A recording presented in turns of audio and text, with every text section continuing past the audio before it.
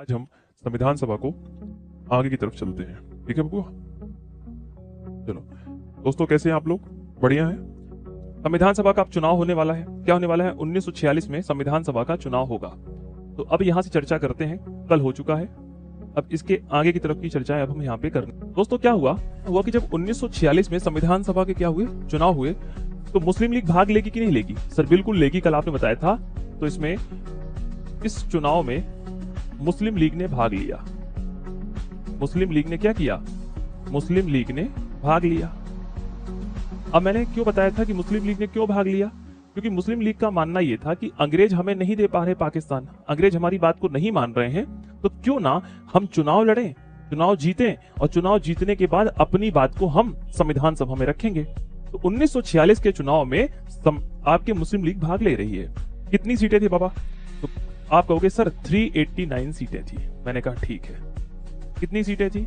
आप कहोगे सर 389 सीटें आपने कल बताई थी, और आपने कल यह भी बताया था कि 10 लाख में एक व्यक्ति को भेजेंगे। मैंने कहा बिल्कुल सही कह रहे हो, मतलब 10 लाख में एक प्रतिनिधि को भेजा जाएगा, एक प्रतिनिधि को संविधान सभा में भेजा जाएगा, है ना। ये जो 389 सीटें ना बाबा, इस 389 सीटों को भी बहुत बड़ा बंटवारा किया गया। कैसे बंटवारा किया गया? इसको 2 भागों में बांटा गया। सर कौन कौन सी बातें? तो देखो, एक है बाबा ब्रिटिश प्रांत। एक हम किसको कहते हैं? एक कहते हैं ब्रिटिश प्रांत या ब्रिटिश भारत। सर ब्रिटिश प्रांत क्या है? आप लोगों ने पढ़ा होगा कि इतिहास में कि हमारे भारत में वायसराय शासन करता था, गवर्नर जनरल। गवर्नर जनरल को ही 1857 की क्रांति के बाद एक शब्द कहा गया, वायसराय। पढ़ा होगा आप लोगों ने हिस्ट्री में कि भारत में पहले गवर्नर जनरल था जो पूरे भारत को क्या करता था? कंट्रोल करता था। उसके बाद अंग्रेजों ने इस गवर्नर जनरल का नाम चेंज करके वायसराय कर दिया।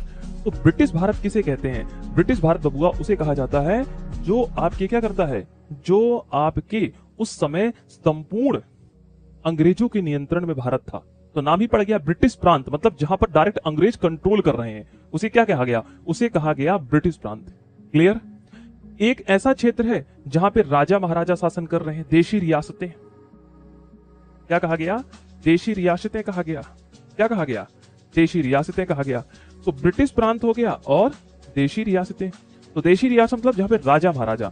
अगर आप मान लीजिए यूपी से होंगे तो आपने भी देखा होगा कि आपके आसपास बहुत प्राचीन समय में राजा महाराजा ने शासन किया होगा। आप बिहार से होंगे तो वहां भी देख रहे होंगे, एमपी से होंगे, राजस्थान से हो, कहीं भी होंगे तो आपने राजा महाराजा हमेशा सुने होंगे कि सर हाँ राजा महाराजा वहां पे हुआ करते थे, ऐसा सुना होगा ना। तो हमने क्या कर दिया दोस्तों, इसको 2 अलग कैटेगरी पर यहाँ पे बांट दिया। मतलब ब्रिटिश प्रांत आ गया और देशी रियासतें हमें यहाँ पर देखने को मिल गई। क्या मिल गई? ब्रिटिश प्रांत और देशी रियासतें यहाँ पर देखने को मिल गई। अब देखिए, इस ब्रिटिश प्रांत की दोस्तों बात करें तो इस ब्रिटिश प्रांत में कुल कितने ब्रिटिश प्रांत है? तो कुल 11 ब्रिटिश प्रांत है। 11 ब्रिटिश प्रांत। जैसे भारत में आज कितने राज्य हैं? तो आप कहोगे सर भारत में 28 राज्य हैं और 8 केंद्र शासित प्रदेश। मैंने कहा ठीक है। तो कितने ब्रिटिश प्रांत? 11 ब्रिटिश प्रांत यहाँ पर हो गए। इस ब्रिटिश प्रांत से कुल कितनी सीटें आ रही हैं? तो सर ब्रिटिश प्रांत में भी 2 होते हैं। एक जैसे आज हमारे यहाँ राज्य है और दूसरा केंद्र शासित प्रदेश है कि नहीं है? तो बिल्कुल बात है। तो ब्रिटिश प्रांत को अगर हम बात करें तो इसमें से 292 सीटें आ गई। कितनी सीटें? 292 सीटें यहाँ पर देखने को मिली। अब आप कहोगे 296 पढ़ा है। मैंने कहा 296 जो आपने पढ़ा है वह 4 सीटें अलग से हैं। सर कौन सी 4 सीटें हैं? तो 4 सीटें आती हैं दोस्तों आपके यहां पर चीफ कमिश्नरी क्षेत्र। चीफ कमिश्नरी क्षेत्र। अब आप कहोगे सर ये चीफ कमिश्नरी क्षेत्र मतलब क्या होता है? मैंने कहा बेटा आज आप केंद्र शासित प्रदेश देखते हैं। बोले सर जी बिल्कुल। मैंने कहा ये वही केंद्र शासित प्रदेश है। ये क्या है? ये वही केंद्र शासित प्रदेश है। आज इन्हें हम केंद्र शासित प्रदेश कहते हैं जहां पे राष्ट्रपति डायरेक्ट कंट्रोल करता है ऐसे क्षेत्रों को। देखिए जहां पे केंद्र शासित प्रदेश है वहां पे कौन शासन कर रहा है? डायरेक्ट राष्ट्रपति शासन करता है। कौन कंट्रोल करता है? राष्ट्रपति शासन करता है। तो वैसे क्या थे आपके चीफ कमिश्नरी क्षेत्र से? सर ये याद नहीं होंगे। मैंने कहा बिल्कुल, बहुत आसान है। देखो ए, अपने बचपन से ABCD पढ़ी है, बिल्कुल। तो ए से क्या होता है? सर ए से होता है अजमेर। ए से अजमेर। अब सर अजमेर कहाँ है? सर अजमेर तो पढ़े कि राजस्थान के पास है। मैंने कहा बिल्कुल सही सुन रहे हो, राजस्थान में ही अजमेर है। अजमेर। ए से अजमेर। सर बी से बलूचिस्तान। सर ये बलूचिस्तान वही जो पाकिस्तान के पास? मैंने कहा हाँ बस वही सुन रहे हो, ये बी से बलूचिस्तान हो गया। क्या हो गया? बी से आपके बलूचिस्तान हो गया। अब सी की बात कर लेते हैं। सी से क्या आ रहा है? सी मतलब कुर्ग। कुर्ग कहां पर है? कर्नाटका। तो आपने दोस्तों कुर्ग का भी नाम सुना होगा। सर कहां पर? आपने सुना होगा ज्योग्राफी वाले सेशन में। सर कुर्ग मतलब क्यों फेमस है? बेटा कुर्ग इसलिए फेमस है क्योंकि यहां पर है बाबा बुदन की पहाड़ियां, जो कॉफी की खेती के लिए फेमस है। ज्योग्राफी में आपने पढ़ा होगा कि बाबा बुदन की पहाड़ियां आपके कहां पर है? कर्नाटका में है। जो किसके लिए फेमस है? जो आपके कॉफी के लिए फेमस है। याद रखिएगा ज्योग्राफी में। और डी तो आप लोगों ने सुना होगा, दिल्ली भारत की राजधानी। तो 4 क्षेत्र आपको याद हो गए। तो 12 और प्लस 4 कितने हो गए? 12 और 4 कितने हो गए? तो 12 और 4 मिलाकर ये सीटें हो गई 296 सीटें। अब दोस्तों ब्रिटिश प्रांत हो गए। तो अब सिंपल सी बात है, 389 सीटों में 296 सीटें घटा दो, कितनी सीटें बचेंगी? जल्दी बताइए कितनी सीटें बचेंगी? तो सर 93 सीटें बचेंगी। यही बचेंगी 93 सीटें। अब देखो देसी रियासत से कौन आएगा? देसी रियासत में चुनाव नहीं होगा। जैसे मान लो मैं राजा हूं, एग्जाम्पल के तौर पे मान लेते हैं कि आपको हमने यहां पे हमने अंकित को राजा बना दिया, राजू को राजा बना दिया, अंकित को राजा बना दिया। तो मान के चलिए आप राजा बन गए। क्या बन गए? आप राजा बन गए। आप देसी रियासत के प्रमुख हैं। क्या है? देसी रियासत के प्रमुख हैं। तो अब आप राजा हो तो स्वयं संविधान सभा में जा सकते हो। तो जितनी भी देशी रियासत के लोग हैं वो क्या होगा? उनका मनोनयन होगा। मनोनयन का तात्पर्य कि सर वो चाहे तो खुद, जैसे मान लीजिए मैं राजा हूं तो मैं खुद जा सकता हूं, या तो चाहूं मैं अपने किसी प्रतिनिधि को भेज दूं। क्या कर दूं?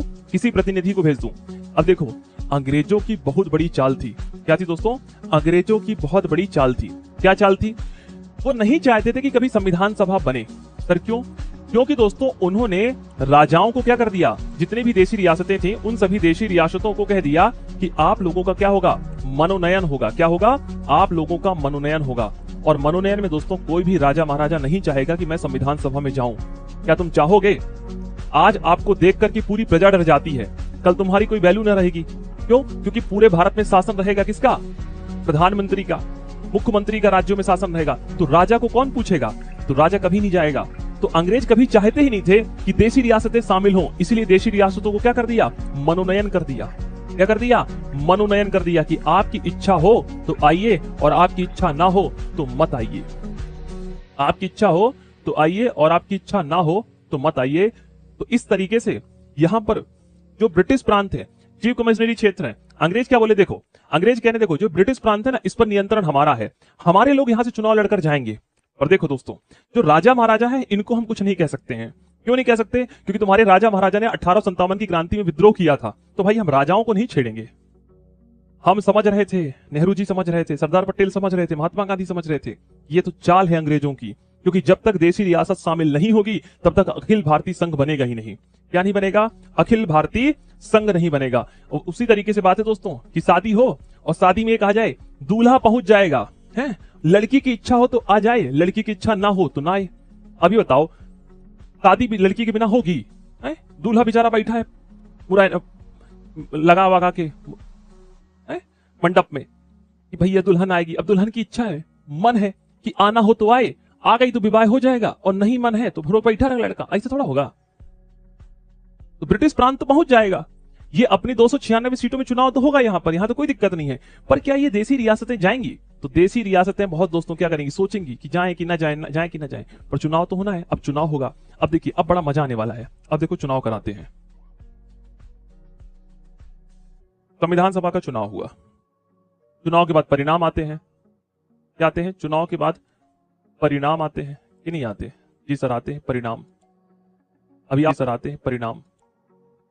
अब देखिए जब चुनाव हुआ दोस्तों, तो इस चुनाव की अगर हम बात करते हैं तो चुनाव में एक आश्चर्यजनक हमें परिणाम देखने को मिल रहे हैं। क्या देखने को मिल रहे हैं? आश्चर्यजनक परिणाम देखने को मिल रहे हैं।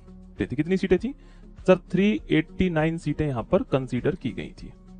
अब इस 389 सीटों की अगर हम बात करें ना, तो इस 389 सीटों में दोस्तों ध्यान रखिएगा सबसे ज्यादा किसको सीटें मिलेंगी?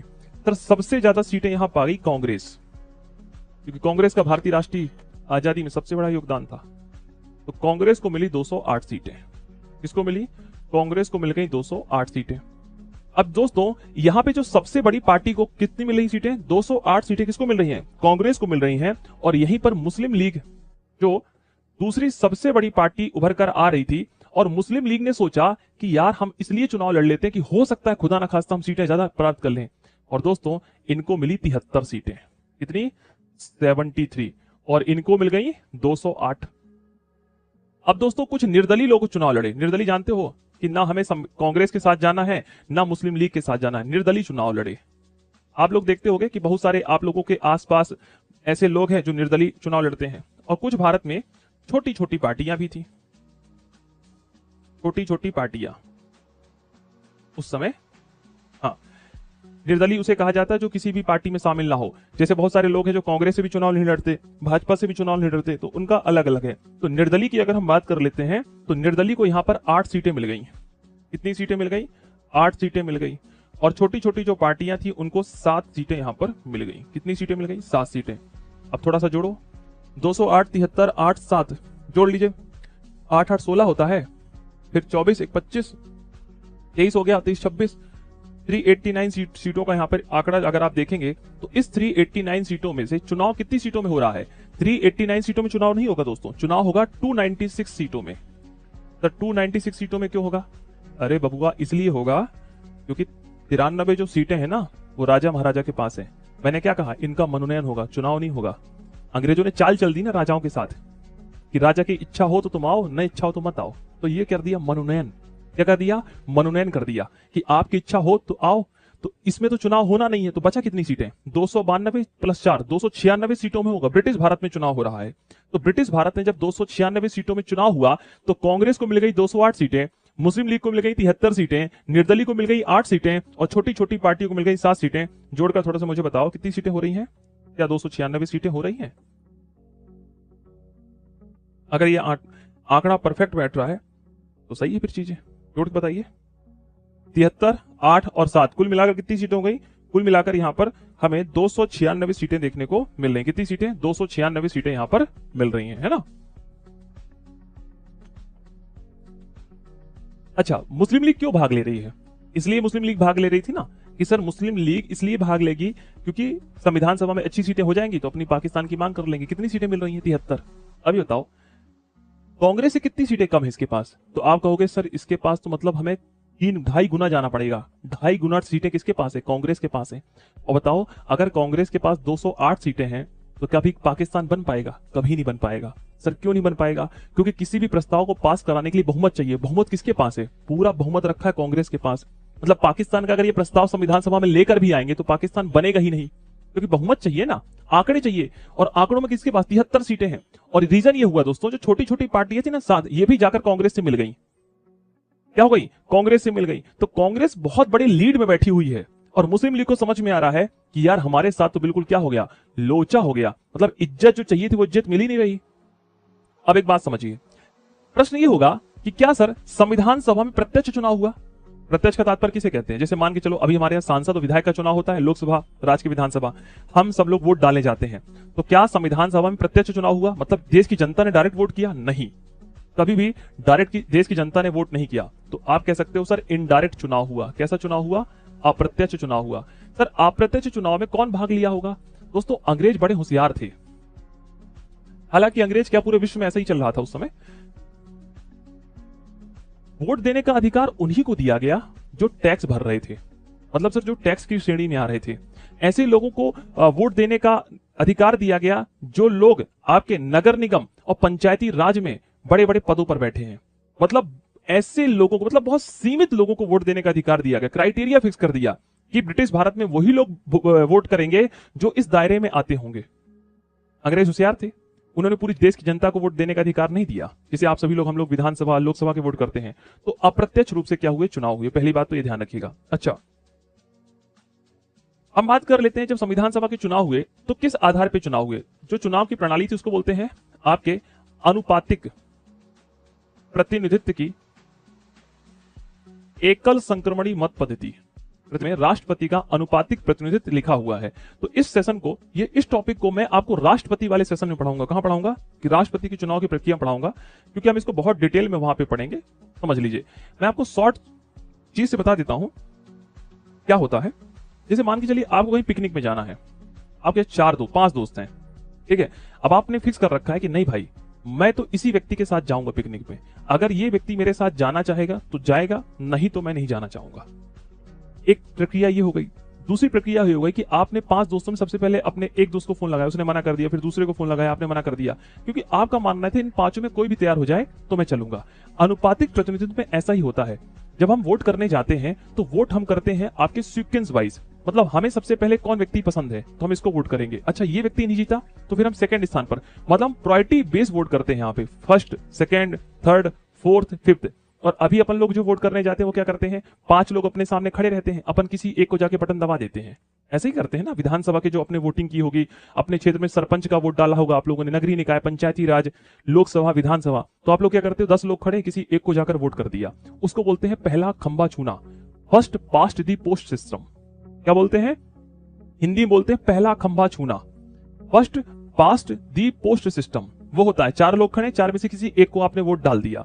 ऐसा वोट होता है लोकसभा, विधानसभा के चुनाव में और नगरीय निकाय के चुनाव में। परंतु राष्ट्रपति के चुनाव में दोस्तों कैसा होता है, अनुपातिक प्रतिनिधित्व, मतलब 5 लोग खड़े हैं, सबसे पहले मान लो आपको ये व्यक्ति पसंद है, तो आप चाहते हो कि ये व्यक्ति भारत में क्या बने, राष्ट्रपति बने, तो आपने सबसे पहले उसको वोट डाल दिया। फिर आपको बोला जाएगा अब दूसरा नंबर चुनिए। अगर ये व्यक्ति न बन पाया तो फिर आपने दूसरे व्यक्ति को चुना। फिर प्रश्न होगा कि ये न बन पाया तो फिर तीसरा, मतलब आपको यहाँ पे प्रायोरिटी बेस्ड वोट डालना है कि फर्स्ट ये है, सेकंड ये है, थर्ड ये है, फोर्थ ये है, फिफ्थ ये है। मतलब आपने सभी व्यक्ति को वोट डाला। समझ में आ गया? इसको बोलते हैं अनुपातिक प्रतिनिधित्व। तो अंग्रेजों ने संविधान सभा के चुनाव में अनुपातिक प्रतिनिधित्व की एकल संक्रमणी मत पद्धति के आधार पर चुनाव लड़वाया है। अब रीजन ये हुआ दोस्तों कि चुनाव के परिणाम आ गए। अब जो मुस्लिम लीग सोची कि यार 73 सीटें मिली मुस्लिम लीग तो बेटा सदमे में चली गई।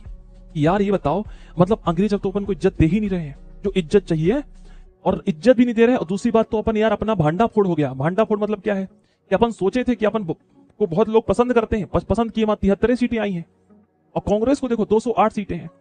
अब कांग्रेस दोस्तों क्या, कांग्रेस तो खुश, कांग्रेस कह रही चलो भैया है, हाँ उठाओ कपड़े उपड़े ले चलो, टुपड़ी उपड़ी कहाँ, बोले संविधान सभा चलेंगे, अब संविधान बनाएंगे। कांग्रेस पहुंच गई भैया कहाँ, संविधान सभा में। भाई क्यों, चुनाव इसलिए ना हुआ था कि संविधान सभा में जाकर देश का संविधान बनाएंगे, तो कांग्रेस पहुंच गई संविधान सभा की। देखो भैया आ गए अपन 208 लोग, ठीक है। अपन को जरूरत भी नहीं है ना, अपन को निर्दलीय की जरूरत है ना, छोटी छोटी पार्टी की जरूरत है। अपन अकेले ही पूरा संविधान बना देंगे देश का, इतना बहुमत अपने पास है।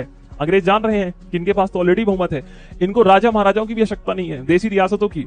इन्होंने तो बोल दिया देशी रियासत को आना हो आओ, नहीं आना तो मत आओ। अब धीरे धीरे देशी रियासत को लगने लग गया यार, पहले तो इज्जत भी मिल रही थी, अभी ये कांग्रेस तो इज्जत भी नहीं दे रही। तो दोस्तों धीरे धीरे लोग क्या करेंगे, अपने प्रतिनिधि को भेजना चालू करेंगे। जैसे जैसे संविधान बनने लग जाएगा तो वैसे वैसे कुछ जो राजा महाराजा हैं अपने लोगों को भेजेंगे या खुद जाएंगे वहां पे संविधान सभा में कि चलो अपनी भी रख लेते हैं बात को, अब इज्जत तो मिल नहीं रही है ना। ऐसी घटना हो गई। अब समझिए, अब प्रश्न यहां पर यह निकल कर आता है, प्रश्न यहां पर यह निकल कर आता है कि क्या अब मुस्लिम लीग भारत में रहेगी। तो अभी तक मुस्लिम लीग दोस्तों शांति से बात कर रही थी, क्या कर रही थी, बहुत शांति से बात कर रही थी कि इस तरीके से चीजें हो। अब मुस्लिम लीग दोस्तों क्या करेगी, अब मुस्लिम लीग दोस्तों देश में दंगा करेगी, ऐसा माहौल बना देगी कि जिससे अंग्रेजों को यह लगने लगे कि हिंदू मुस्लिम एक साथ इस देश में रह ही नहीं सकते हैं।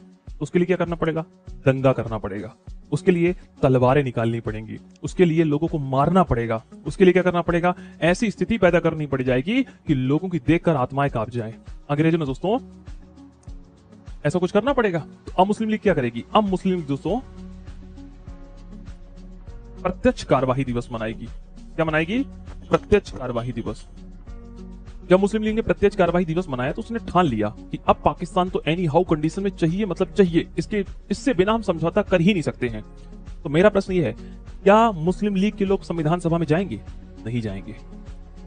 पहले दिन की जिस दिन बैठक होगी संविधान सभा में, कांग्रेस आपके संविधान सभा में संविधान निर्माण की, तो क्या मुस्लिम लीग जाएगी। चुनाव में तो 73 सीटें आ गई, नहीं जाएगी। वो क्या करेगी, दंगा करेगी देश में। दोस्तों इस तरीके से दंगे हुए देश में, इस तरीके से दंगे हुए कि हिंदू मुस्लिम की बहन बेटियों के साथ रेप कर रहे हैं, मुस्लिम हिंदुओं के साथ कर रहे हैं, आपस में एक दूसरे को तलवारों से काटा जा रहा है, पूरे देश में रक्तपात मचा हुआ है। लोग कभी सोच नहीं सकते थे कि इस तरीके से घटनाएं देखने को मिलेंगी, इस तरीके से देश हमारा हो जाएगा। जो देश कभी भी एकता की बात कर रहा था, शांति की बात कर रहा था, सहिष्णुता की बात कर रहा था, हमारे देश में इस तरीके की सिचुएशन पैदा हो गई, इस तरीके की स्थितियां पैदा हो गई कि लग ही नहीं रहा था कि हमारे देश में कभी हिंदू और मुस्लिम एक साथ रहेंगे। अब प्रश्न ये निकल गया कि मुस्लिम लीग संविधान सभा में गई नहीं, उसने बाइकआउट कर दिया, उसने सड़कों पे उतर गई, नारे लगाने लग गई कि हमें पाकिस्तान चाहिए, मतलब चाहिए। अब सिचुएशन दोस्तों यहां पर दो चलने लग गई। पहला कि कांग्रेस अब संविधान निर्माण की बात प्रक्रिया में चल रही है। क्या कर रही है? अब संविधान, कांग्रेस क्या है? कांग्रेस संविधान बना रही है। क्या बना रही है? संविधान सभा में बैठ करके संविधान निर्माण कर रही है। क्या कर रही है? संविधान सभा में बैठकर संविधान निर्माण कर रही है। तो बताइए पूरा कंट्रोल किसके पास है? अंग्रेजों के पास है। पर अब अंग्रेज दोस्तों धीरे धीरे भारत से जा रहे हैं, तो वो कांग्रेस से पूछेंगे कि बताइए क्या करना है, क्या करना है? ये मुस्लिम लीग तो इस तरीके से कर रही है। अब कांग्रेस के बड़े बड़े गद्दावर नेता हैं। एक गद्दावर नेता का नाम मैं आपको बताता हूं, सरदार वल्लभ भाई पटेल। सुना होगा आपने, सरदार वल्लभ भाई पटेल। मैं आपको इनके बारे में बहुत डिटेल से भी बताऊंगा। अभी मैं थोड़ा सा आपको एक चीज बता देता हूं, सुनिए। सरदार वल्लभ भाई पटेल से पूछा गया क्या करना है। सरदार वल्लभ भाई पटेल ने कहा सुनो, ऐसा है, अंग्रेजों को, बहुत खतरनाक व्यक्ति है ये, इनसे पूरी दुनिया डरती है। क्यों? इनसे महात्मा गांधी भी डरते हैं, ये बोलते बहुत खतरनाक है। इनसे नेहरू जी भी डरते हैं। भले नेहरू जी भारत के पहले प्रधानमंत्री बन गए, पर सरदार वल्लभ भाई पटेल का ओहदा भारतीय राष्ट्रीय कांग्रेस में बहुत कुछ इस तरह का था। इनसे पूछा अंग्रेजों ने मीटिंग में कि क्या करना है। इन्होंने कहा सुनो, ऐसा है, मुस्लिम लीग अगर अब भारत में रहना भी चाहेगी तो हम उनके साथ नहीं रहना चाहते हैं। पहली बात लें कि सुनिए, ऐसा है कि अब मुस्लिम लीग भारत में रहना चाहे तो और ना रहना चाहे तो हम अब भारत विभाजन स्वीकार करते हैं। अगर मुस्लिम लीग को चाहिए कि भारत में नहीं रहना है या रहना है, पर अब हम भारत विभाजन को स्वीकार करते हैं। इतना भारत में अत्याचार हो चुका है लोगों के साथ। कौन, किसने कहा? सरदार वल्लभ भाई पटेल ने। तो स्टेटमेंट कभी पूछ सकता है हिस्ट्री के संदर्भ में कि किसने कहा था, किसने कहा था कि अगर मुस्लिम लीग ने भारत विभाजन स्वीकार किया तो भी और भारत विभाजन स्वीकार नहीं किया तो भी हम मुस्लिम लीग के साथ भारत में नहीं रहना चाहते। तो ये स्टेटमेंट दिया था सरदार वल्लभ भाई पटेल ने। किसके सामने? महात्मा गांधी के सामने। कि भाई बहुत हो गया, आप बहुत लंबे समय से जिन्ना को समझा रहे हैं, बहुत लंबे समय से मुस्लिम लीग को समझाने की कोशिश कर रहे हैं, इनको चाहिए ना पाकिस्तान, दो, हटाओ। दोस्तों कुछ लोगों ने यह भी कह दिया कि अगर शरीर के किसी भाग में कैंसर हो जाए तो कैंसर को रखना नहीं चाहिए, उस हिस्से को शरीर से काट के फेंक देना चाहिए। पाकिस्तान देश में कुछ ऐसा ही था। अगर पाकिस्तान के लोग कुछ मांग कर रहे हैं पाकिस्तान बनाने की, तो उसको देश से अलग कर देना चाहिए, क्योंकि हम शांति व्यवस्था स्थापित कर सकते हैं। और बहुत सारे लोग कांग्रेस के बहुत सारे गद्दावर जो नेता थे, उनका भी मानना यह हो गया था कि हम लंबे समय तक भारत में मुस्लिम लीग के साथ नहीं रह सकते हैं, क्योंकि हमेशा क्या ना कहीं समस्या पैदा करेगी। क्या करेगी? समस्या पैदा करेगी। अब दोस्तों क्या हुआ, यहां पर दो घटनाएं चल रही हैं। क्या घटनाएं चल रही हैं कि अब अंग्रेजों को भी समझ में आ गया था कि कहीं ना कहीं अब भारत का विभाजन भी करना चाहिए। हम भारत को आजाद तो करेंगे, परंतु भारत को आजाद करने के समय हम भारत में कुछ ऐसी स्थितियां पैदा नहीं करना चाहते, क्योंकि उस समय वायसराय का नाम था लॉर्ड माउंटबेटन। क्या नाम था? उस समय वायसराय का नाम था लॉर्ड माउंटबेटन। तो लॉर्ड माउंटबेटन एक होनहार व्यक्ति था। दूसरा रीजन, ये पंडित जवाहरलाल नेहरू के बहुत अच्छे मित्र भी थे, है ना। कौन? Lord Mountbatten. तो नेहरू जी ने कह दिया कि काम करिए, पाकिस्तान चाहिए, इनको अलग करिए और अपन शांति के साथ संविधान बनाने की बात कर रहे हैं। तो अब रीजन ये हो गया कि अंततः भारत स्वतंत्रता अधिनियम आया। क्या आया? भारत स्वतंत्रता अधिनियम। और भारत स्वतंत्रता अधिनियम कब आया? भारत स्वतंत्रता अधिनियम आया 1947 में। अब देखो ये क्या कहेगा। भारत स्वतंत्रता अधिनियम दो तीन चीजें कहता है। ये कहता है भारत को आजाद किया जाए। सबसे बड़ी बात क्या थी हमारे लिए? सबसे बड़ी बात यह थी कि हमको अंग्रेजों को भगाना था, नहीं तो अंग्रेज लंबे समय तक भारत में शासन करने लग जाते। फिर से स्थितियां निर्मित हो चुकी थी। दूसरा पॉइंट है कि द्विराष्ट्र का सिद्धांत आ गया। द्विराष्ट्र सिद्धांत। अब द्विराष्ट्र सिद्धांत समझते हो किसे कहते हैं? अब दो राष्ट्र बनेंगे, एक राष्ट्र बनेगा भारत, एक राष्ट्र क्या बनेगा? एक राष्ट्र बनेगा भारत और दूसरा राष्ट्र बनेगा पाकिस्तान। क्या बनेगा? पाकिस्तान बनेगा। दो चीजें हो गई। तीसरा, हम भारत को संप्रभु बनाएंगे। माउंटबेटन जी क्या कह रहे हैं? माउंटबेटन कह रहे हैं कि भारत को संप्रभु बनाएंगे। भारत को क्या बनाएंगे? संप्रभु बनाएंगे। और जो सबसे महत्वपूर्ण बात है कि भारत को 1948 में आजाद करेंगे। क्या करेंगे? 1948 में आजाद करेंगे। कहां लिखा था? भारत शासन अधिनियम 1947 में। नेहरू जी ने बुलाया माउंटबेटन को, इधर आओ थोड़ा बेटा, ये क्या कर रहे हो? 48 में जाओगे भारत से आजाद होकर? बोले हो यार, ब्रिटेन से अधिनियम पारित हुआ, इसमें मेरी क्या गलती है? क्योंकि जितने भी अधिनियम आते हैं ना, कहां से पारित होते हैं? जैसे आज हमारी संसद से पारित होता है ना, पहले भारत में शासन किसने किया है? अंग्रेजों ने किया है। तो अंग्रेज ये पूरे अधिनियम कहां से लेकर आते हैं? लंदन से लेकर आते हैं। तो लंदन में, वहां पे पारित होते हैं, ब्रिटेन में। नेहरू जी ने कहा ऐसा है 48 में नहीं 47 में उठाओ बुरिया बिस्तर, निकलो, बहुत हो गया, शासन आसन कर लियो, हम एक साल ही बर्दाश्त नहीं करने वाले, संविधान बना, हम लागू करेंगे और आप बुरिया बिस्तर उठाइए, हमें अब चाहिए नहीं आप लोगों का। तो 1948 में भारत को आजाद होना था, आजाद भारत एक साल पहले हो गया था।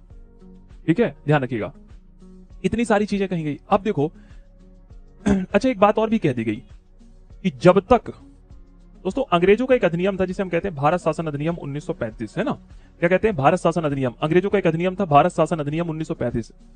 ये भारत शासन अधिनियम 1935 मतलब कब से लागू था, 1937 से लागू था भारत में। तो अंग्रेजों ने यह कह दिया कि जब तक हमारा संविधान आप लोग बना नहीं लेते हो, दोनों देश, पाकिस्तान भी नहीं बना लेता और भारत भी नहीं बना लेता, तब तक हमारा ही कानून लागू रहेगा, भारत शासन अधिनियम 1935। और जिस दिन तुमने अपना कानून बना लिया उस दिन आप अपना संविधान लागू कर लेना। अब आप पूछोगे सर संप्रभु मतलब क्या होता है?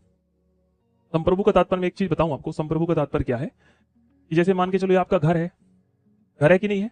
जी सर आपका घर है ये, आप आपका घर की बात कर रहा हूं, आपका घर है ये। आपके घर में आपके पिताजी हैं? जी सर है पिताजी। आपके घर में माता जी हैं? बिल्कुल। अब आप ये बताइए ये आपका घर है, आपके घर में आपका डिसीजन चलेगा, आपके पिताजी का डिसीजन चलेगा, आपकी माता जी का डिसीजन चलेगा ना, ऐसा ही होगा। अब ये मेरा घर है तो यहां पर मेरे पिताजी हैं और मेरे माता जी हैं, तो मेरे घर में मेरे माता पिता का डिसीजन चलेगा। कोई पड़ोसी है उसके घर में उसके माता पिता का डिसीजन चलेगा। ये बताइए क्या आप मेरे घर के आंतरिक मामलों में हस्तक्षेप कर सकते हो? नहीं कर सकते। क्या मैं आपके घर के आंतरिक मामलों में हस्तक्षेप कर सकता हूं? नहीं कर सकता हूं। आप कहोगे सर आप बोलने वाले कौन हो, मेरे माता पिता मेरे घर का डिसीजन लेंगे। मैंने कहा बिल्कुल सही बात है, मेरे घर का डिसीजन मेरे माता पिता लेंगे, आप नहीं लोगे। ठीक है दोस्तों, इसको बोलते हैं संप्रभुता। क्या बोलते हैं? संप्रभुता, सोवरेनिटी। इसका तात्पर्य क्या होता है कि हम अपने आंतरिक और अपने बाह्य जो मुद्दे हैं उन पर डिसीजन स्वयं लेंगे। हम पर अमेरिका का दबाव नहीं होगा, चाइना का दबाव नहीं होगा, रशिया का दबाव नहीं होगा, ब्रिटेन का दबाव नहीं होगा। तुमने भले हम पर शासन किया है, हम संप्रभु, तुमने हमको आजाद किया, हमसे तुम्हारा कोई लेना देना नहीं है। 1947 में जब हम भारत अंग्रेजों से आजाद होंगे ना, तो हम क्या कह रहे हैं कि हम संप्रभु बनेंगे। इसका तात्पर्य ये नहीं कि तुम बाद में फिर आओ कि देखो तो हमने तुम पर शासन किया है, तुम ऐसा करो, ना ना ना, हम संप्रभु हैं। हमारी मर्जी रहेगी तो हम अमेरिका के साथ मित्रता रखेंगे, हमारी मर्जी रहेगी तो हम रशिया के साथ मित्रता रखेंगे। दोस्तों आप 2.5 साल से देख रहे हैं कि रशिया यूक्रेन वॉर चल रहा है। अमेरिका ने कितना दबाव भारत में डाला कि तुम रूस के साथ व्यापार क्यों करते हो, गेहूं क्यों बेच रहे हो, पेट्रोलियम क्यों ले रहे हो? हमारी मर्जी भैया, हम जो भी करें। तुम होते कौन हो बोलने वाले? इसको बोलते हैं भारत एक संप्रभु राज। भारत का एक हिस्सा पाकिस्तान बनेगा तो आधी सीटें पाकिस्तान जाएंगी कि नहीं जाएंगी? सर जाएंगी। तो अब 389 सीटें घटेंगी कि नहीं घटेंगी? सर घटेंगी, क्योंकि आधी सीटें कहां जाएंगी, किसके पास जाएंगी? आधी सीटें जाएंगी पाकिस्तान के पक्ष में और आधी सीटें जाएंगी भारत के पक्ष में। ऐसा ही है ना? जी सर ऐसा है। तो अब 389 सीटों में आधी सीटें पाकिस्तान जाएगा और आधी सीटें भारत के पास रहेंगी। अच्छा एक बात और सुनिए जो सबसे महत्वपूर्ण बात थी, क्या ये जो भारत स्वतंत्रता अधिनियम 1947 है ना, इसमें एक बात और लिखी हुई है, मैं आपको बता देता हूं क्या लिखा हुआ है, समझिए। इसमें एक बात लिखी है कि जो देशी रियासत है ना, देशी रियासतें जिसका भी मुद्दा चल रहा था, देशी रियासतें चाहे तो, सुनना मेरी, ये चाहे तो स्वतंत्र रहे, चाहे तो पाकिस्तान के साथ चले जाएं और चाहे तो भारत के साथ चले जाएं।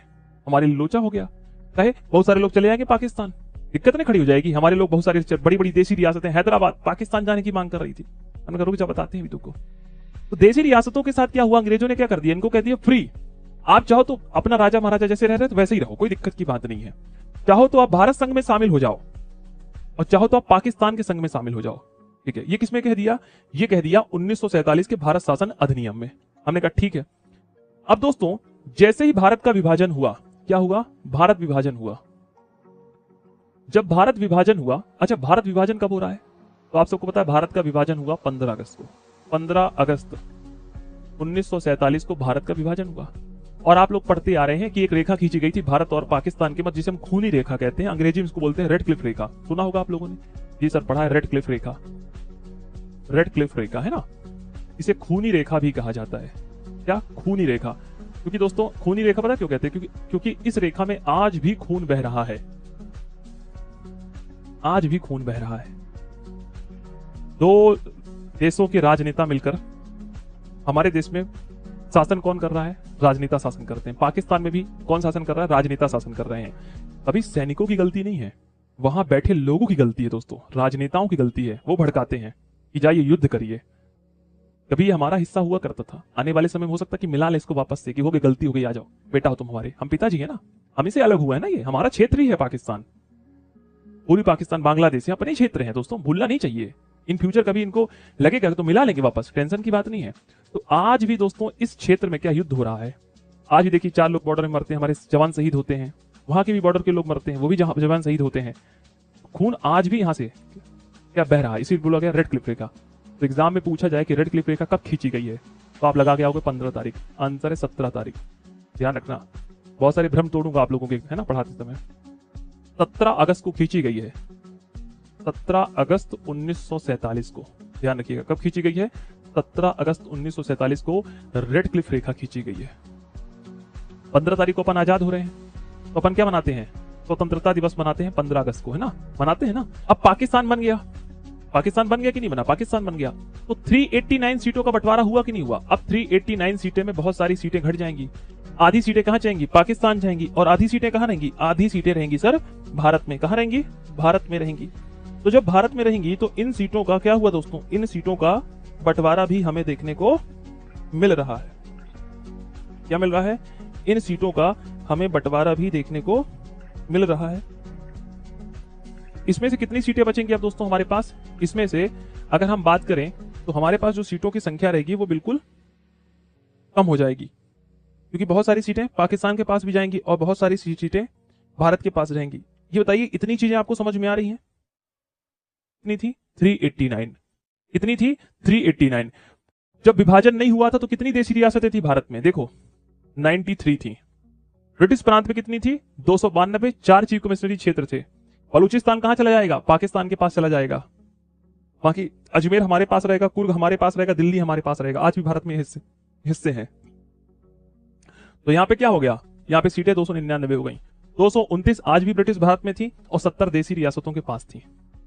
बताइए, बहुत क्रिस्टल क्लियर आपको पढ़ा रहा हूं दोस्तों। अगर आप चीजों को बहुत ध्यान से गंभीरता से सुन रहे होंगे तो आपको समझ में आ रहा होगा कि क्या घटनाएं हो रही हैं। ये 299 सीटें क्यों बची, विभाजन के बाद बची।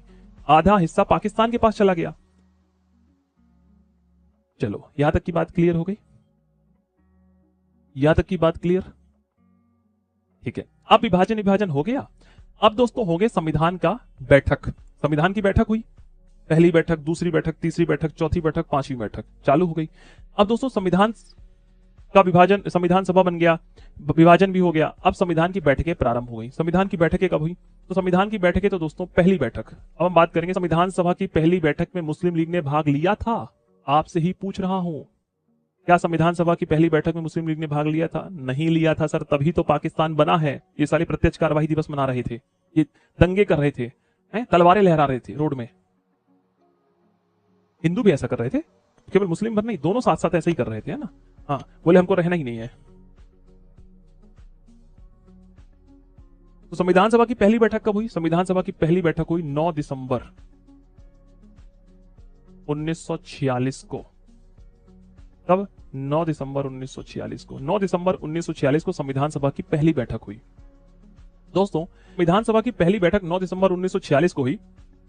तो प्रश्न निकला कि यार इसका अध्यक्ष किसको बनाया जाए। बोला इसको अध्यक्ष उसी व्यक्ति को बनाइए जो संविधान सभा में सबसे प्रतिष्ठित व्यक्ति है और सबसे बुजुर्ग है। तो प्रथम अध्यक्ष बनाया गया, और ये प्रथम जो अध्यक्ष थे ये टेम्परेरी थे, मतलब पहली दिन की मीटिंग में इनको बुलाया गया था, जिनका नाम था डॉक्टर सचिदानंद सिन्हा।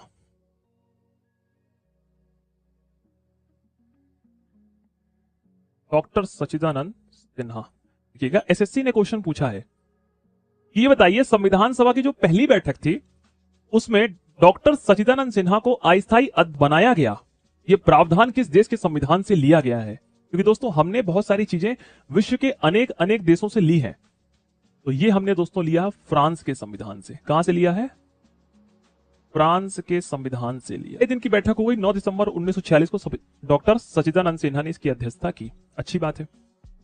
अब पहली बैठक तो जब मनाई गई तो पहली बैठक में दोस्तों किसने भाग नहीं लिया, तो पहली बैठक का मुस्लिम लीग ने बहिष्कार कर दिया। तो कुछ इंपॉर्टेंट चीज, मुस्लिम लीग ने एक बात और कही, मुस्लिम लीग ने कहा कि भाई हम तो जा रहे हैं, और दूसरा जो देसी रियासतें थी वो क्या आएंगी, राजा महाराजा नहीं आएंगे, वो भी नहीं आए पहली बैठक में। उनको लगा कि चलो यार ऐसी बातें हैं, नहीं जाना है देसी रियासतों।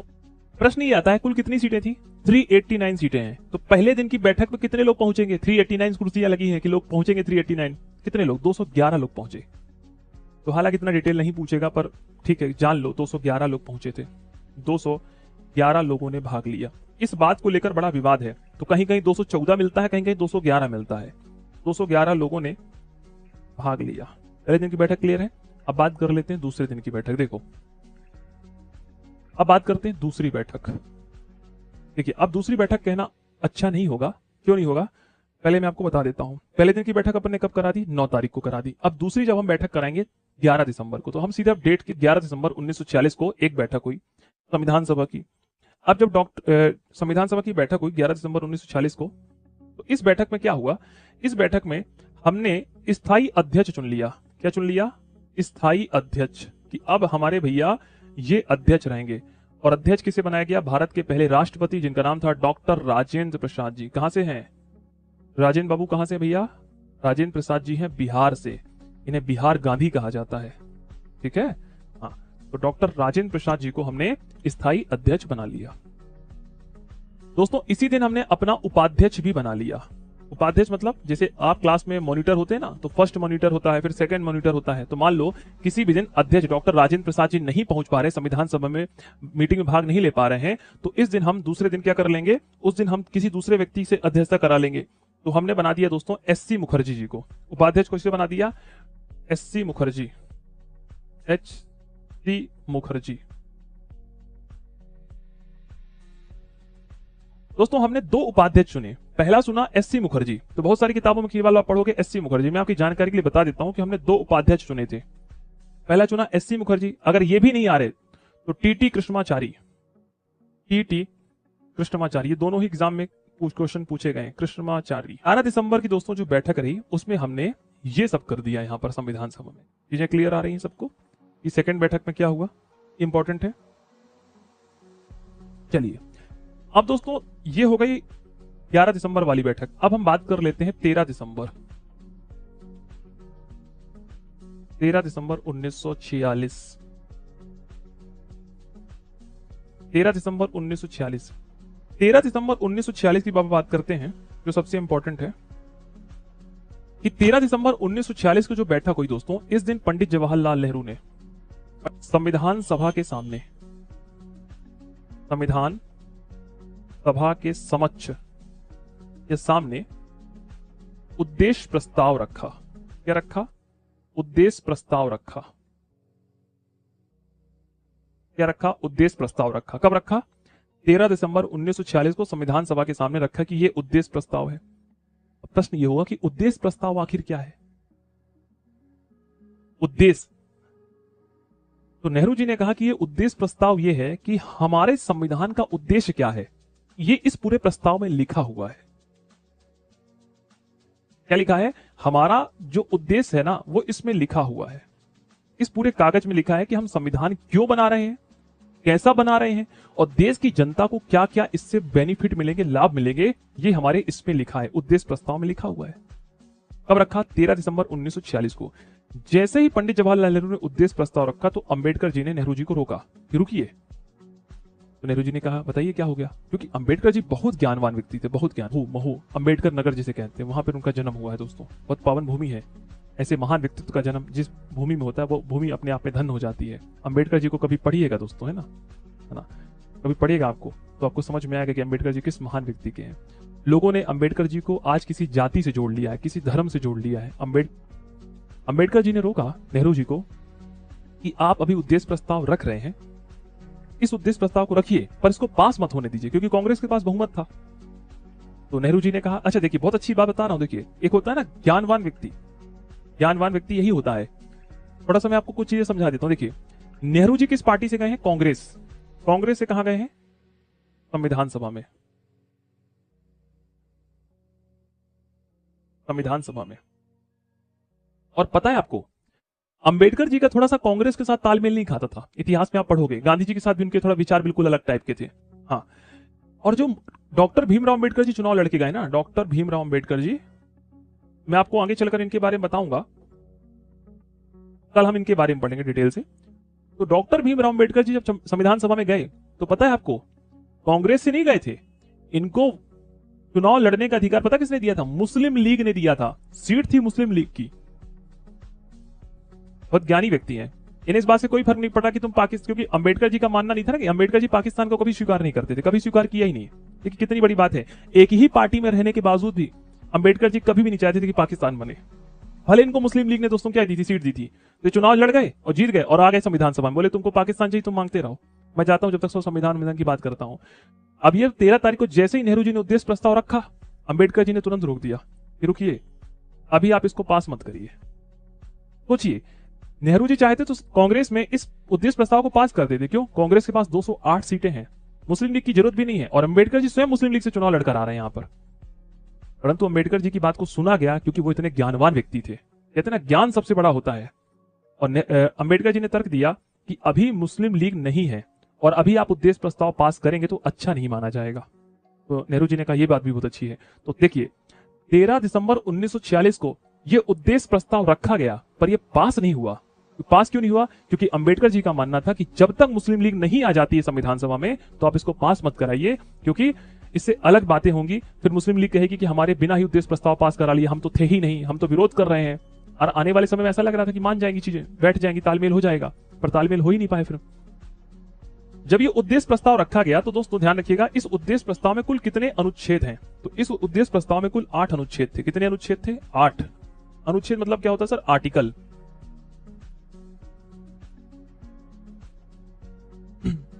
कितने अनुच्छेद थे? 8 अनुच्छेद थे। तो उद्देश्य प्रस्ताव रखा गया। ध्यान रखिएगा दोस्तों, यही उद्देश्य प्रस्ताव आगे चलकर भारतीय संविधान की प्रस्तावना बन गया। प्रस्तावना सुना होगा, यही क्या बन गया? यही भारतीय संविधान की प्रस्तावना बन गया। तो अब नेहरू जी ने कहा अंबेडकर जी से कि अब देखिए, अब तो पाकिस्तान तो है नहीं, पाकिस्तान तो गया, अब ये उद्देश्य प्रस्ताव जो रखा गया इसको पास कर लिया जाए। बोले हाँ। तो उद्देश्य प्रस्ताव पास कब हुआ? कहते हैं स्थिति क्लियर हो गई थी कि अब भारत से पाकिस्तान जाने वाला है। 22 जनवरी 1947 को हमने उद्देश्य प्रस्ताव को पास कर दिया। प्रत्यक्ष कार्रवाई दिवस मनाई गई है 16 अगस्त 1946। 16 अगस्त 1946 को मुस्लिम लीग ने प्रत्यक्ष कार्रवाई दिवस मनाया है। कौन कौन लोग नहीं गए थे? महात्मा गांधी कभी संविधान सभा में नहीं गए थे, उन्होंने भाग ही नहीं लिया। जयप्रकाश नारायण जो बिहार से रिलेटेड हैं, जयप्रकाश नारायण, क्या जयप्रकाश नारायण ने दोस्तों संविधान सभा में भाग लिया? नहीं लिया। मोहम्मद अली जिन्ना जो पाकिस्तान के राष्ट्रपिता हैं, उन्होंने भाग लिया? उन्होंने भी कभी भाग नहीं लिया। बता देता हूं, महात्मा गांधी को भारत का राष्ट्रपिता कहते हैं। महात्मा गांधी के बारे में आपको सब पता है। थोड़ा जयप्रकाश नारायण जी के बारे में बता देता हूं। दोस्तों, जयप्रकाश नारायण का एक सिद्धांत बड़ा फेमस है, पता है क्या? संपूर्ण क्रांति। तो कभी पूछा जाए कि संपूर्ण क्रांति किसने दी है, तो संपूर्ण क्रांति देने वाले थे जयप्रकाश नारायण जी। कौन? जयप्रकाश नारायण जी ने संपूर्ण क्रांति के बारे में कहा है। कभी आपसे पूछे कि बताओ दल विहीन लोकतंत्र किसका नारा है? इन्हीं का नारा है, दल विहीन लोकतंत्र। दल विहीन का तात्पर्य है कि भारत में कोई दल ना हो, ना कांग्रेस हो, ना भाजपा हो, ना कोई हो, दल विहीन लोकतंत्र होना चाहिए। ये कौन कह रहे हैं? जयप्रकाश नारायण। जयप्रकाश नारायण का सिद्धांत कहां से है? जयप्रकाश नारायण बिहार से हैं। कहां से हैं? बिहार से। एक 1942 का मुद्दा था, 1942 के भारत छोड़ो आंदोलन में, है ना, भारत छोड़ो आंदोलन। चलो, तो कहां रखा गया था? हजारीबाग की जेल में रखा गया था, यहां से ये भाग गए थे। और नेहरू जी को कहां रखा था? नेहरू जी को बिलासपुर की जेल में रखा गया था। नेहरू जी की बता दूं, लो, बिलासपुर की जेल में। बिलासपुर कहां आता है? छत्तीसगढ़ में आता है, सीजी। ठीक है, तो कुछ नई इंफॉर्मेशन है जो मैं आपको बता रहा हूं। या मोहम्मद अली जिन्ना कौन है? इन्हें पाकिस्तान का राष्ट्रपिता कहते हैं, इसको भी लिख लो थोड़ा सा। इन्हें क्या कहते हैं? इन्हें पाकिस्तान का राष्ट्रपिता कहते हैं। ठीक है, ये पहली बैठक कब हुई? 9 तारीख को, 9 दिसंबर 1946 को।